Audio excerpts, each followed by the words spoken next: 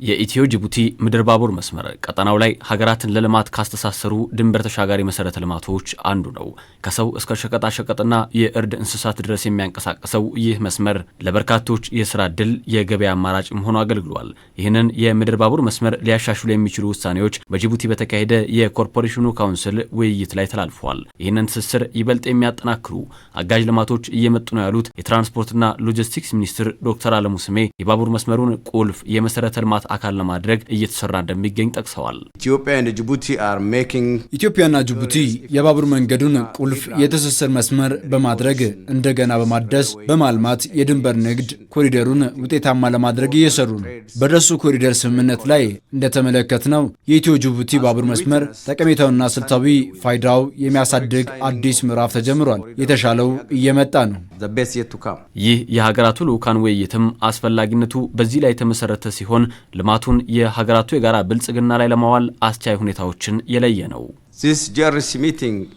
ይህ አጠቃላይ ውይይትም አስፈላጊና ጊዜውን የጠበቀ ነው። ትስስርን በውጤታማነት ትርፋማነትና የጋራ ብልጽግናን ካልተደገፈ ብቻውን በቂ አይደለም። ነፃ የሸቀጦች እንቅስቃሴ ክምችቶች እና የሰለጠነ የሰው ኃይል ልውውጥ ይህንን ግብ ለማሳካት ወሳኙ ጉዳይ ነው። በዚህ መሰረት ባለራዕይ መሪዎቻችን ጠቅላይ ሚኒስትር አብይ አህመድና ፕሬዚዳንት እስማኤል ኦማር ጌሌን ለጥበባቸውና ድጋፋቸው ማመስገን እፈልጋለሁ። የቅርብ ውይይቶችም ውጤታማና የወደፊቱን የሚያመለክቱ ናቸው። የጋራ የባቡር መስመር ኮሚሽኑም በእነዚህ ሁለቱ ሀገራት መሪዎች ሀሳብና አመራር የተቋቋመ ነው። የእነሱ የፖለቲካ ምህዳር ነው የቴክኒክ ስራውንም ወደፊት ያራመደው።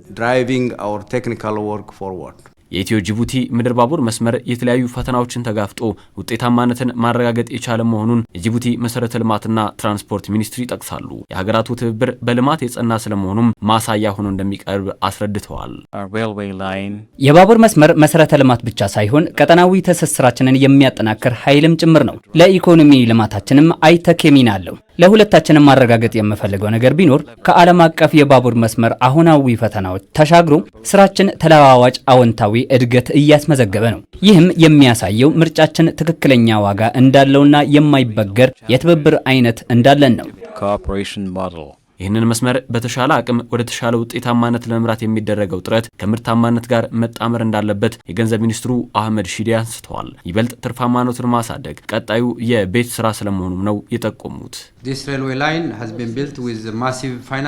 ይህ ባቡር መስመር በሁለቱም ሀገራት የሚገነባው በከፍተኛ የገንዘብ አቅም ነው። ውጤታማነቱንና ትርፋማነቱን ማረጋገጥ አለብን። ኮሪደሩ የትራንስፖርት ብቻ ሳይሆን የልማት ኮሪደር ነው። ከአዲስ አበባ እስከ ጅቡቲ የተለያዩ አካባቢዎችን ተደራሽ ያደርጋል። የኢኮኖሚ ዞኖችን የተለያዩ አካባቢዎችን ይነካል። ፋይዳ ያለው ልማት በመፍጠርና ምርታማነትን በማሳደግ የመጨረሻውን አቅም ማሟጠን መጠቀም አለብን። የመስመሩን ውጤታማነት በማረጋገጥ ረገድ የሎጂስቲክ ዘርፉን ብቻ ሳይሆን የምርታማነት አቅማችንን መሆን አለበት። በዚህ ውይይት ላይም አገልግሎቱን ማቀላጠፍ በሚችሉ አማራጮች ላይ አቅጣጫ የተቀመጠባቸው ሀሳቦች ተመላክተዋል።